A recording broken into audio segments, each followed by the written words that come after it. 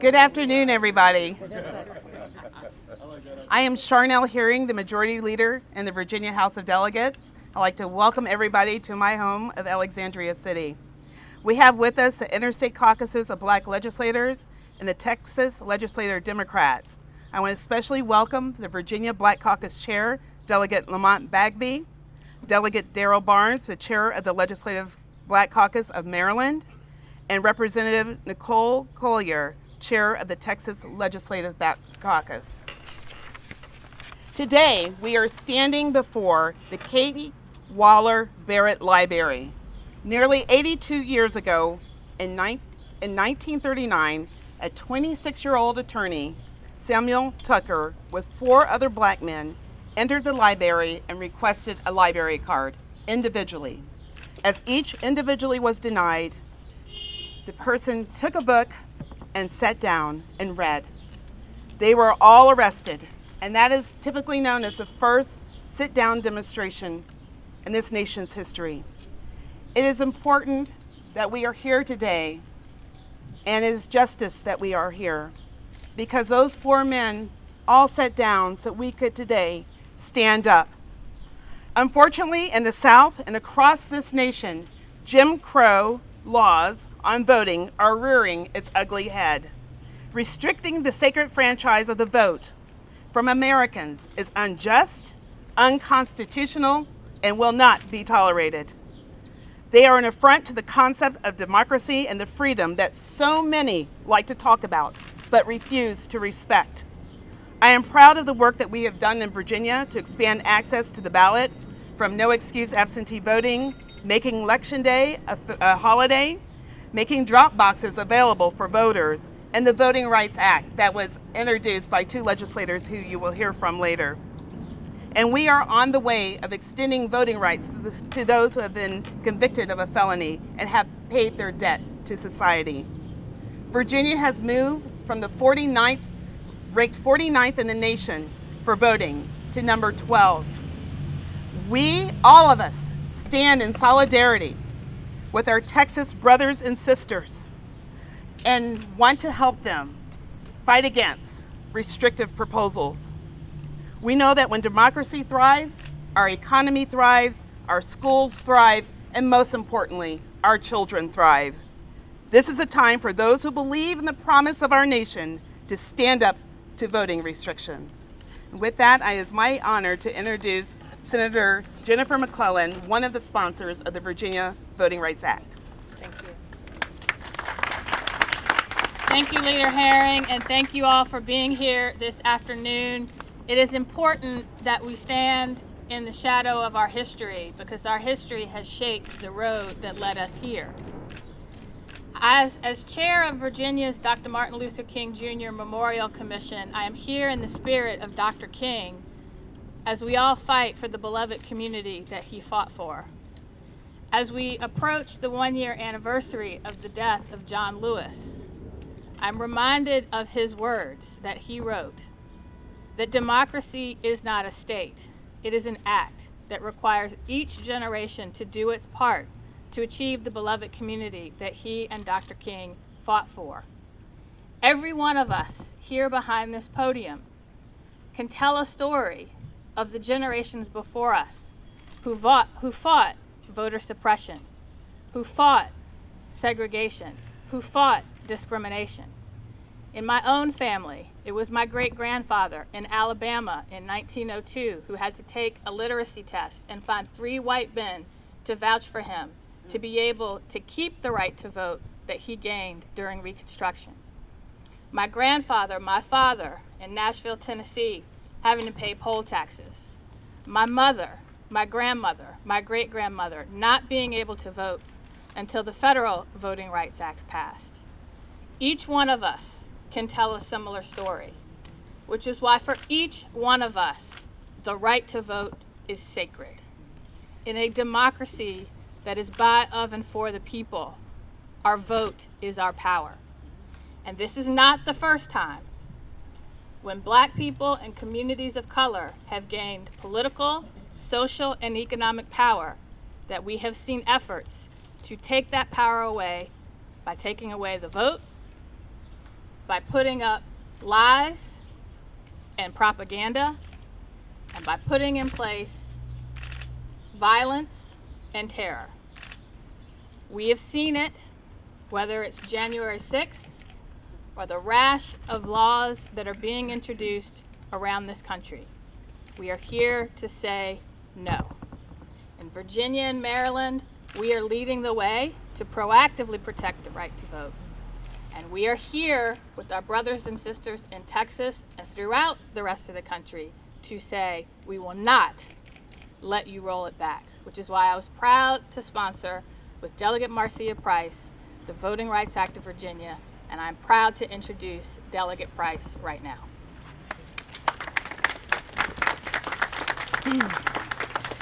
Thank you, Senator McClellan, for situating today within our historical context. And as she stated, the current context unfortunately includes Republican attempts to erase the truth of our history while trying to repeat it. But we can't go back. We will not be silent in the face of lies about the 2020 election, the domestic terrorism of January 6th, and the intentional voter suppression that is happening across the nation. Now, here in Virginia, as you have heard, we have made historic progress and gains, including the Voting Rights Act of Virginia. But there are two things we must realize. One, I'm old enough to remember in 2019 and all of the years previous of the Republican majority that each one of the Black Caucus's members' voting elections bills were killed summarily while they ushered in voter suppression and used unconstitutional racial gerrymandering to dilute Black Virginians' votes. I'm also old enough to remember in just 2019 that in 2021, that not one of the Republicans supported the Voting Rights Act of Virginia. And if it had not been for us taking over in 2020, we would be like our brothers and sisters in Texas. Number two, it was the work of organizers, advocates, voters, and legislators together that got this work done here in Virginia, and we have to fight like hell to protect it, or it will be rolled back with more. You know, sometimes our friends need proof in order to believe that our struggles are real. Well, we have seen the states ban giving food and water to human beings waiting to exercise their right to vote. We have seen emboldening partisan poll watchers to intimidate voters while they're trying to vote.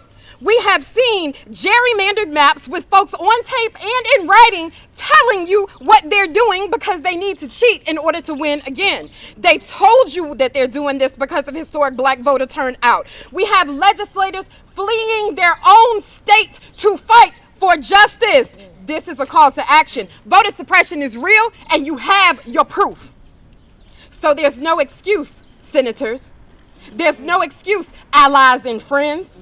No one here or out there has the luxury of being a single issue minded voter. Whatever else you're fighting for, voting rights must be included. Our ability to have public safety where all of us are safe, okay? Our ability to see our children live out their dreams, our ability to have quality public education, our access to quality and affordable health care, our ability to freely love who we love, housing justice, and our democracy are all connected to voting rights. The ability for our nation to live up to its promises that have not been fulfilled is tied to protecting our voting rights. We have to move beyond symbolic gestures and take action. We have to use our power not for performance, but to pressure those who stand in the way of justice. We need folks to match your energy from last summer when we saw interracial, intergenerational, and multicultural marches in the streets, because this is the fight of our lifetimes. Because the other changes that we need won't materialize if folks can't elect the people who are going to usher in the change. And as I conclude, as we continue to declare that Black lives matter, so do our voting rights. And that's why we must make sure that the Code of Laws of the United States of America reflects that as well. And we can start by including the For the People Act and the John Lewis Voting Rights Advancement Act now. Texas, Virginia stands with you. We can't go back, and we won't go back. All right. And now I will call Representative Darrell Barnes from the state of Maryland. My chair for this.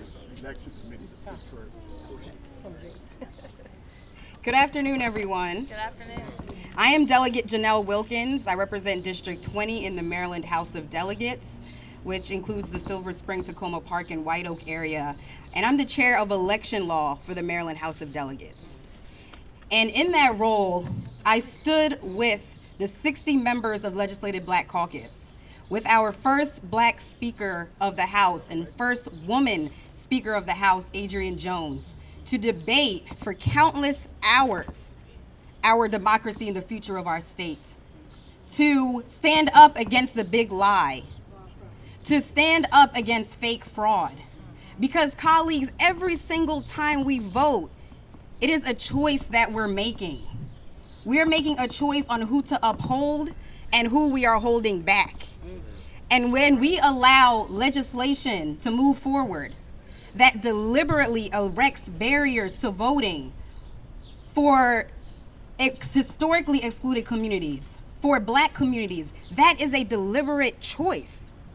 And so I'm proud to stand here with members of the Virginia Black Caucus, with members and colleagues from the Maryland Black Caucus, also with our Texas Democrats who are so courageous in coming here and standing on the side of truth and on the side of democracy. In Maryland, in previous years, we ensure that our formerly incarcerated individuals have the right to vote. We've ensured same-day and automatic voter registration in our state. And this legislative session, what we led included ensuring permanent mail-in ballot, opting in for every single voter. We ensure that our eligible incarcerated individuals, because some incarcerated individuals in Maryland are eligible to vote, that they have that access and that right to vote.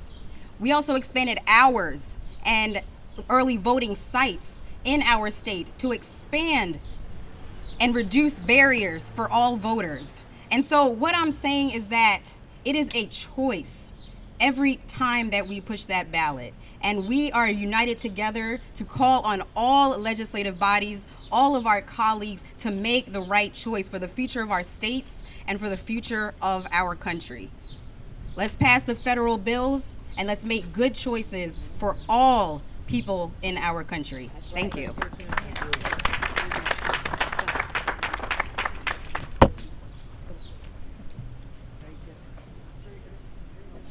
How's everyone this afternoon? For the record, my name is Delegate Darrell Barnes. I am the chairman of the Maryland Legislative Black Caucus. As the young lady over there said so elegantly, the days of hiding in the night are over. The days of running scared are over. Today we stand unified and unapologetically stating the facts that we demand the right to vote, that we demand the opportunity to have our voices heard, that we demand to be heard, and that we are letting everyone know that Maryland, Virginia, and Texas are standing unified in this effort to let folks know that the right to vote is a privilege. It's not just a privilege, but it is a right. Just like the Black Caucus stood with the Asian community, just like the Black Caucus stood with the LGBTQ community, just like the Black Caucus stood with the Hispanic community, we are asking them to stand with us today. Because if not, this cycle is going to continue again and again. And on this day, we are more unified than we have ever been in our history. In the year 2021, we will not go backwards. We will continue to move forward. And we are asking all that hear our voices today to stand with us, to unify with us, to let them know in Texas that there is a unified body that is demanding the right to vote. Thank you so much.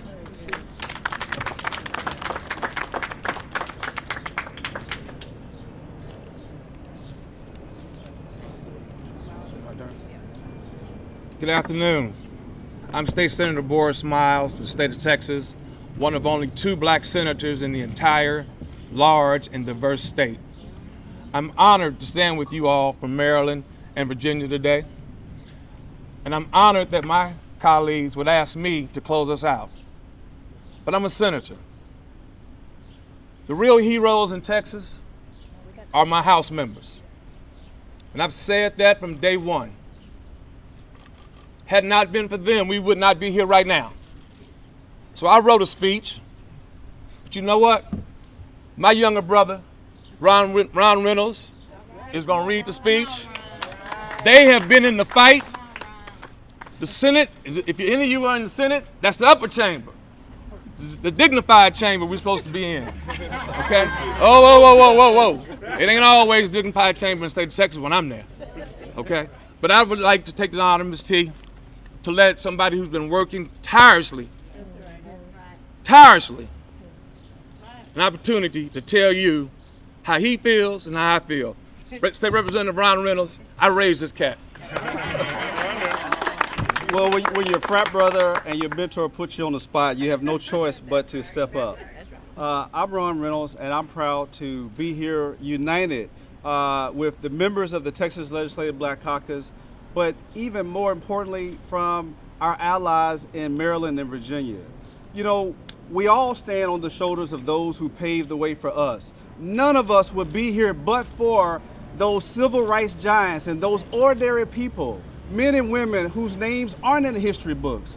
We know about Fannie Lou Hamer and Dorothy Height and Rosa Parks and Dr. Martin Luther King, but there were so many nameless people that sacrificed for the precious fundamental rights that we have today, the right to vote.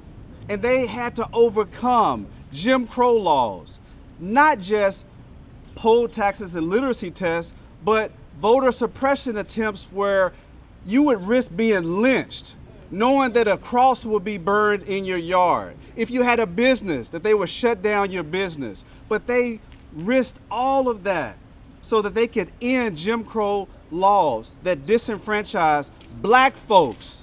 Even after the Emancipation Proclamation, even after the passage of the 15th Amendment allowing blacks to vote, blacks couldn't vote until we made good and necessary trouble and we passed the Voting Rights Act of 1965. It is befitting that we're here because it was a Texas president, Lyndon Baines Johnson, who signed that bill into law in August of 1965. And guess what? It's shameful that in 2021, where we're supposed to be living in a post-racial America, that we are revisiting the precious fundamental right to vote, the bedrock of our country. And it is shameful that our Republican colleagues are advancing the big lie of Donald Trump that there was massive voter fraud, knowing good, and kids close your eyes, good and damn well that there was no voter fraud. They know that our elections were safe and sound and he lost legitimately because black and brown people turn out in record numbers. And that is the reason why we're seeing these voter suppression laws, because they want to suppress our votes. They want to take us back to a dark day in our country where we had Jim Crow laws. So this is Jim Crow 2.0. This is Jim Crow re-envisioned. This is Jim Crow where they're empowering partisan poll watchers. So those same people who stormed the nation's Capitol on January 6th, they want to empower them, the Proud Boys and others, to come and intimidate people to suppress them from voting. They're going to show up in black and brown communities. They're not going to show up in Anglo communities. They're coming into our communities to intimidate our people from voting. That is why we're standing on the right side of history. We're standing on the shoulders of those who paved the way on the nearly 1-year anniversary of John Lewis's death. It is sad that we're not celebrating his life, but we're celebrating the fact that we're all together in uniformity standing on the right side of history against racial suppression and Jim Crow laws. So we're going to continue to fight. We're going to continue to speak truth to power, and we're going to take this message to the United States Senate, where we know that the power is in their hands. The House has already done their part. They've already passed H.R. 1, the For the People Act. And now it's time for the United States Senate. We can't guarantee that after the midterms, we're going to have a Democrat majority in the Senate. We don't know if we're going to have a Democrat majority in the House. But we know for sure that if we don't pass these laws, there's a great probability that we won't. Because the same people that voted for Senator Manchin and Senator Sinema are the same people that are going to be disenfranchised in West Virginia, in Arizona, in Texas, and all over the United States of America. And that's why we're making an appeal to them today to pass these laws. So thank you so much, Virginia and Maryland, for standing with us. And so we want you to know, Senator Miles, I'm gonna, which one? Okay. Okay. Because I was about to bring my chair. Okay. So this is good to know. This is good to know. Our Texas Attorney General has a history of going after minorities. And one particular case that I want to highlight is Hervis Rogers. If you all don't know about him, he is being prosecuted, maliciously prosecuted by our Attorney General for an honest mistake. The arrest came the day before the legislature convened, and the charges were filed in Montgomery County, a county with a history of racial discrimination. It's almost the home of the Klan in Texas. He waited for 6 hours to vote at my alma mater at Texas Southern University in Houston to vote, and gave CNN, Ms. Bash, an interview. His bail was set at $100,000. $100,000. Some alleged murderers get less. The Bail Project, a national charitable bail organization, bailed him out. In 1995, Mr. Rogers was arrested and sentenced to 25 years in prison for burglary and intent to commit theft. He was paroled in 2004, and his parole was set to end on June 13th of 2020. In 2007, Governor Perry vetoed a bill, House Bill 770, by our own Chairman Harold Dutton, which Brian Hughes voted for. Senator Hughes, which would have required TDCJ to inform parolees of their limited rights. And we want you to know that it's like a Willie Horton. They're using him to put a black face on voter fraud, and that is disingenuous. So with that, it's my honor to bring up the chair of the Texas Legislative Black Caucus, the Honorable Nicole Collier from Fort Worth. Well, thank you. You just heard from our vice chair, Representative Ron Reynolds, and we follow protocol in Texas, and so I want to make sure that I acknowledge those who invited us. Thank you so much to the chair, Bagby, and Chair Barnes, and the leader. Thank you so much for having us here, and want to thank our legislative counterparts in Virginia and Maryland for standing with us. I do want to take a moment to introduce and just tell you the names of those that are standing with us from Texas. The Texas Legislative Black Caucus is a bicameral, bipartisan caucus. And so I'm joined with my colleagues from the Texas Legislature, Representative Alma Allen, Representative Retta Bowers, Representative Jasmine Crockett. They all deserve applause. Representative Yvonne Davis. We'll hold it to the end. Representative Joe Deschatel, Representative Harold Dutton, Representative Barbara Gervin Hawkins, Representative Jarvis Johnson, Representative Ron Reynolds, which you heard from, Representative Tony Rose, Representative Sean Theory, and our dean, the longest serving Democratic member of the Texas Legislature, Representative Symphonia Thompson. Also joining us, who? Oh, and Representative Carl Sherman, I thought I said his name. Okay, also Carl Sherman, my desk mate. Also joining us is Representative, our friends from the Mexican American Legislative Caucus, Representative Richard Raymond and Representative Ray Lopez. Our senators here with us today, you heard from Senator Boris Miles, and then we also have Senator Beverly Powell and Senator Sarah Eckhart. Okay, great. All right, so it's befitting that we are here on this day in this place at this time. The symbolism that occurred here at this very place is not lost on us. Rather, what occurred at this library on August 21st, 1939, when 5 African American men were denied access to the very services that their tax dollars cover, reminds us of the quest we are on today. But with a lot of courage and a little bit of defiance, they were able to have change. It's unfortunate that while more than 80 years have passed since the courageous men took a stand, that we are still seeking equal access to services and rights today.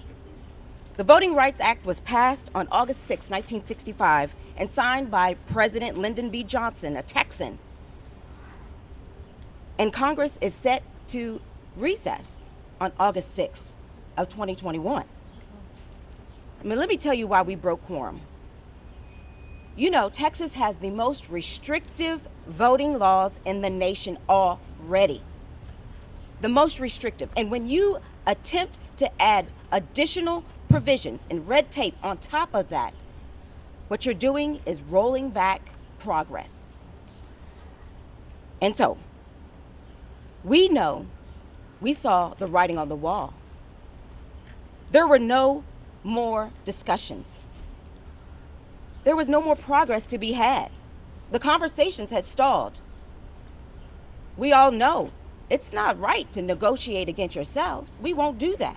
We will not negotiate against ourselves. It makes no sense because we believe in our democracy and the protected right to vote. However, elections aren't free when you can be criminalized for making simple mistakes. Elections aren't even fair when you're required to jump through a bunch of hoops and complete a lot of red tape just to vote by mail. And elections aren't fair when partisan poll watchers have superior rights over those who are voting. Elections are supposed to be fair and free. But instead of giving thoughtful consideration to the amendments that our members filed, they were ignored, they were denied, and they were declined. So we did what our ancestors would have done. With courage and a little bit of defiance, we broke quorum. Now we have brought the force of Texas here to Washington. We want to give the Capitol a little bit of courage and ask them to be a little bit defiant and do what's right to keep moving America forward so that all of us, all of our voices will continue to be heard. We want to keep developing the relationships, keep the conversation going, and we want to help our federal counterparts in any way possible to help them help all of us. Now with that, I want to introduce to you our mentor, our leader, the distinguishable. This woman has more tenacity and more courage in her little finger than any one of us could have. She has been leading the way for more than 40 years in Texas. She won't back down. And she won't back up. And she won't back out. So I want to introduce you to our very own, the illustrious Synfronia Thompson, Dean. I want to thank all our guests who were so gracious to invite us here today and to stand with us. And I wish we were talking about climate change and doing something about that. Because my constituents are baking in Texas. Yeah. And we are concerned about the power grid and the blackouts that they are going to have to endure this summer and be hotter than what it is we're enduring outside. But there is a urgency here, and that's the reason why we're here in the nation's capital. And that urgency happens to evolve around the fact that we don't want our constituents' rights, voting rights, stripped away from them. If we can find ways to preserve the voting rights of persons we send in outer space and give them the opportunity to cast a ballot in outer space, we ought to be able to be smart enough You're right. to resolve the issues if there are issues, to preserve the rights of our constituents to be able to cast their votes, and to cast their votes and participate in democracy without fear, without intimidation, and without arrest. Yes, And that's why we are here today. We refuse to be a hostage, that's right. to remain a hostage within the state of Texas. And I know that there are search warrants out for us, and I'm ready to be arrested. What do you do to a slave if you don't do nothing but arrest them when they flee? We fled Texas, and if they want to arrest me, go ahead. I'm ready to be arrested. Because I spent almost 24 hours listening to bills, the Voters' Right Bill, and to me that was very, very intimidating to have to sit there and watch people come and beg, watch the disabled come and beg, watch the ordinary citizens come and beg just for an opportunity to be able to participate in their democracy, only to get ignored at the end of the line when we voted along partisan lines. So we are being watched. Eyes of Texas upon us. We're being watched. I know we are. But let me just tell you, I want to make sure that my constituents have a say in the democracy. Yeah. If we can go to Iraq and American soldiers, black, brown, white, and all, can spill their blood on that country to give those people a right to vote in their democracy, and they come home to America and they're denied the right to vote, what does that say about us? I used to think about when I looked at my grandmother who worked for $2 a week, and she would save pennies and nickels. She couldn't afford to save quarters, not from $2 a week where she had her whole earning that she had to pay for her transportation backwards and forwards to work, buy a poll tax. And because she was black, she could only vote in the general elections because the primaries was white only, white only. And it was not until almost in the early 60s until we got a right to do that. And just think about that. Do you think that polling place was close? No. And transportation was not accessible as it is today for her.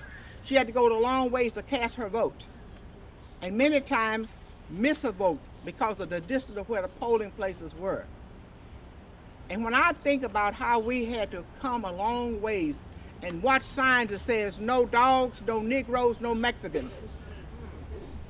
When dogs was leech on our people, when they were beaten, when they were bombed, when they were killed, and all of the things that we had to endure. Haven't we done enough? Right. Have we paid the price enough? Yes. What is it going to take for us to be able to be Americans in this country? I am an American and I want to vote without somebody infringing upon my rights and the rights of my constituents. And I stand to fight in today for it. I stand to fight for it until I can't fight no more. Yeah. Because I'm tired of people picking on us for no reason. That's right. We are Americans. And we are proud Americans. And we deserve the same rights and respects and the same considerations that everybody has. Yeah. And I'm going to fight until we get it. I'm not going to be a hostage. And if they want to arrest me, bring it on.